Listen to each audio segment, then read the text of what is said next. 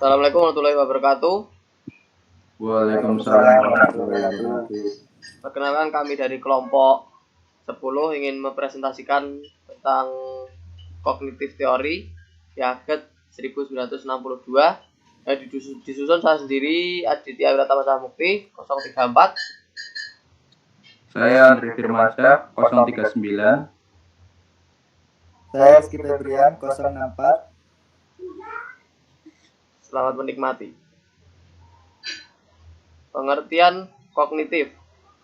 Istilah kognitif berasal dari kata cognition yang memiliki padanan kata knowing, mengetahui.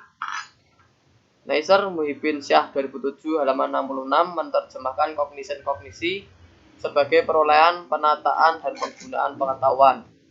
Perkembangan kognisi memiliki keterkaitan dengan perkembangan fisik, yaitu dalam hal perkembangan kapasitas otak dan syaraf, juga berhubungan dengan perkembangan bahasa, emosi, serta perkembangan moral.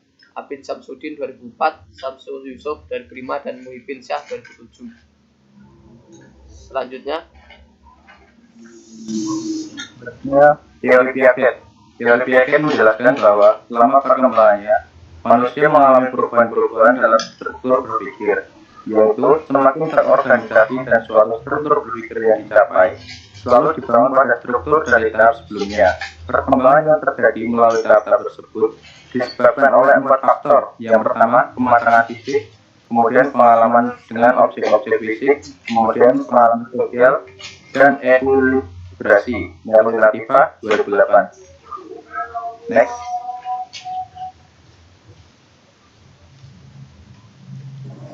Selanjutnya ada teori perkembangan kognitif. Teori perkembangan kognitif yang Piaget istilah perkembangan merujuk pada bagaimana orang tumbuh, menyesuaikan diri, dan berubah sepanjang perjalanan hidupnya melalui perkembangan fisik, perkembangan kognisi atau pemikiran, dan perkembangan bahasa. Rita L 2010. Lanjut, Mas. teori perkembangan kognitif. Teori perkembangan kognitif Piaget adalah salah satu teori yang menjelaskan bagaimana anak beradaptasi dan menginterpretasikan dengan objek dan kejadian-kejadian sekitarnya. Bagaimana anak mempelajari ciri-ciri dan fungsi dari objek-objek seperti mainan, perabot dan makanan, serta objek-objek sosial seperti diri, orang tua, dan teman.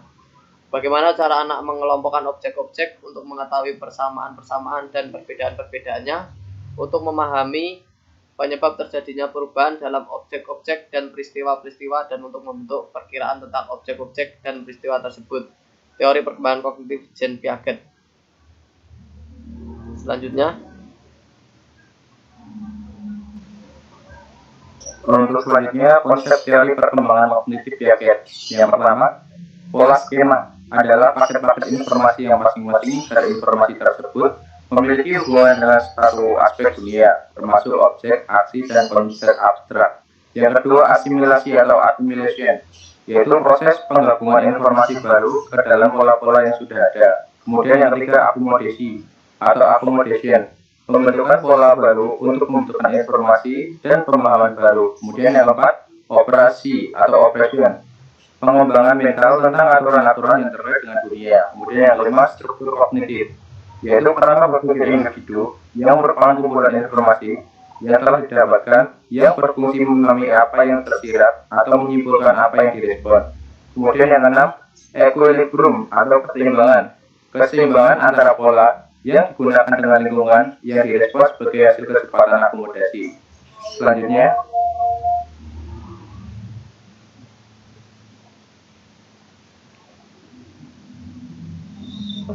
Mas Rizky Febrian.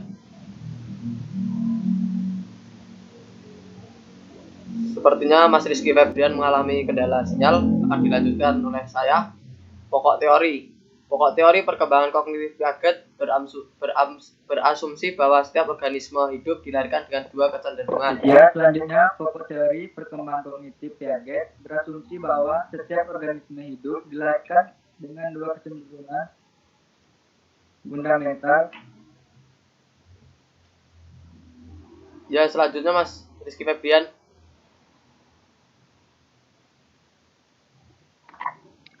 Ya, pokok teori perkembangan kognitif Piaget berasumsi bahwa setiap organisme hidup dilahirkan dengan dua kecenderungan fundamental, yaitu A. Kecenderungan untuk adaptasi, dan B. Kecenderungan untuk organisasi. Mon dan Knores 2006.29, Wolford dan Nikolcik .62. Selanjutnya Mas Adit. Contoh kecenderungan fundamental. Kecenderungan untuk adaptasi. Sebagai contoh, ketika anak mulai belajar mengenal mainan, pada awalnya akan menganggap mainan tersebut adalah sesuatu yang bisa dimakan.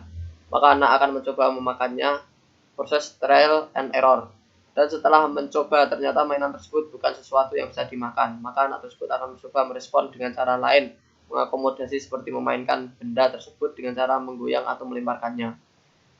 Kecenderungan untuk organisasi. Sebagai contoh dari kecenderungan organisasi seperti kemampuan seorang bayi mengintegrasikan dua perilaku yang terpisah menjadi satu struktur.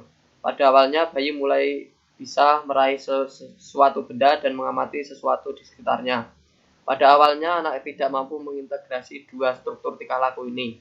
Namun lama-kelamaan melalui proses dua struktur, perilaku ini dikoordinasi menjadi satu struktur dalam tingkatan yang lebih tinggi dalam bentuk koordinasi mata dan tangan atau fisiomotorik.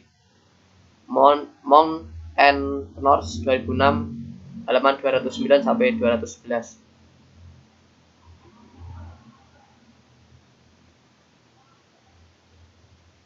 Kemudian selanjutnya implikasi teori Piaget terhadap praktek pendidikan. Yaitu tujuan utama dari teori perkembangan kognitif dari Piaget adalah untuk memberikan pemahaman yang lebih baik mengenai cara pikiran berkembang dan berbagai faktor yang mempengaruhi perkembangan kognitif. Kemudian, satu hal yang harus digarisbawahi dalam proses penerapan teori dan prinsip perkembangan kognitif Piaget dalam proses pembelajaran bagi para pendidik adalah tidak semua prinsip dalam teori Piaget dapat berlaku utuh pada setiap siswa. Menurut Mobinsya 2003 halaman 35, teori ini merupakan outline garis besar yang berhubungan dengan kapasitas kognitif dalam diri siswa dari masa ke masa. Selanjutnya, Mas Ruki bagian.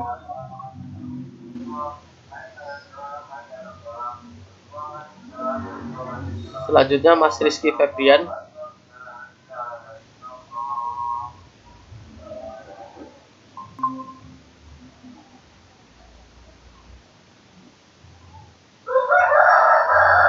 Mas Rizky Febrian. Mungkin terkendala sinyal, bisa dilanjutkan oleh Mas Adit. Ya, biar saya lanjutkan. Mohon maaf, tadi sinyal saya agak bermasalah, Mas. Oke, ya.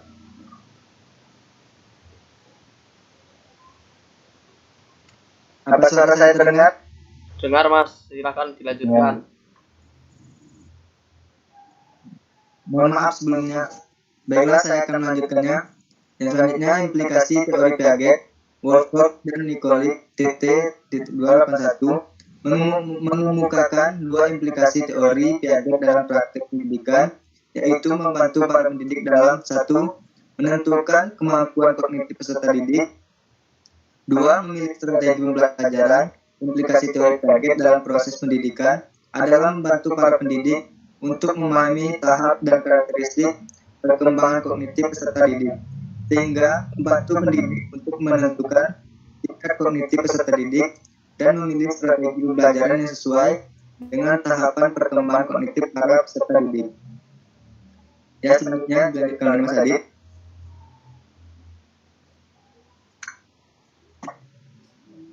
Hakikat perkembangan kognitif. Yang pertama, perkembangan kemampuan berpikir operasional formal dengan ditandai dengan kemampuan berpikir abstrak dan kemampuan berpikir deduktif hipotetik. Yang kedua, perkembangan individu. Dalam kemampuan kognitif tidak bisa diukur secara umum karena masih ada faktor determinan yang menentukan kemampuan kognitif seperti kebudayaan dan lingkungan sosial.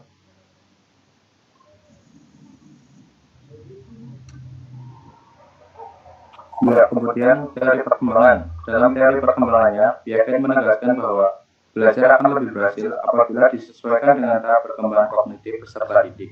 Dengan pemahaman tersebut, maka sangat penting untuk memberikan kesempatan bagi peserta didik untuk melakukan eksperimen bersama kelompok teman-temannya dan dibantu oleh pertanyaan pilihan dari pendidik. Oke, selanjutnya Rizky Febrian.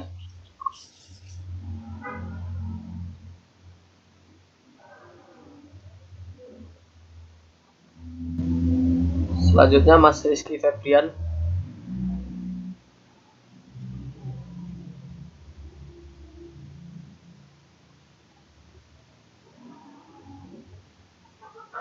Perkembangan kognitif anak usia operasional konkret 7-12 tahun.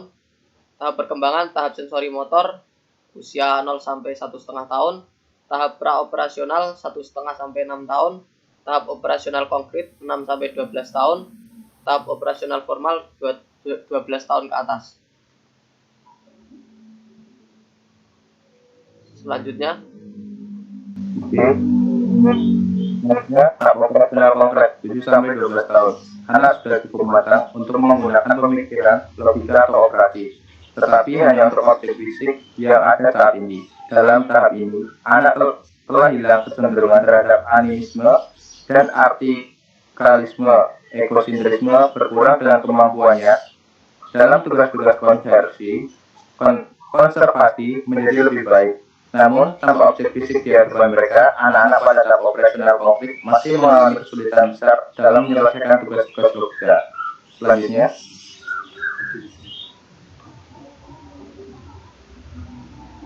Selanjutnya, prinsip-prinsip pembelajaran kognitif. Yang pertama, belajar aktif. Proses pembelajaran dalam proses aktif, sebab pengetahuan terbentuk dari dalam subjek belajar. Untuk membantu perkembangan kognitif anak, kepadanya perlu diciptakan suatu kondisi belajar yang memungkinkan anak belajar sendiri. Misalnya, melakukan percobaan sendiri, memanipulasi simbol-simbol, mengajukan pertanyaan, dan mencari jawaban sendiri, atau membandingkan penemuan sendiri dengan penemuan temannya. Lanjut, Mas Adit. prinsip-prinsip pembelajaran kognitif yang kedua, belajar lewat interaksi sosial dalam belajar. Perlu diciptakan suasana yang memungkinkan terjadinya interaksi di antara subjek belajar.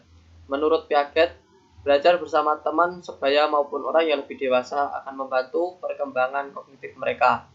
Sebab tanpa kebersamaan, kognitif akan berkembang dengan sifat egosentris, dan dengan kebersamaan khazanah kognitif anak akan semakin beragam.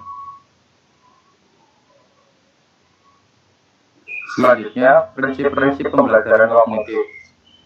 3. Belajar lewat pengalaman sendiri. Dengan memanfaatkan pengalaman nyata, perkembangan kognitif seorang akan lebih baik daripada hanya menggunakan bahasa untuk berkomunikasi. Berbahasa sangat penting untuk berkomunikasi, namun jika tidak diikuti dengan penerapan dan pengalaman, maka perkembangan kognitif seorang akan cenderung mengarah ke verbalisme.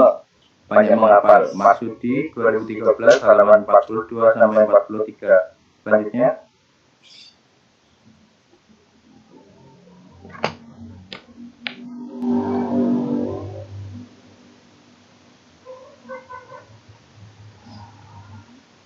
Berikut adalah referensi dari presentasi kami.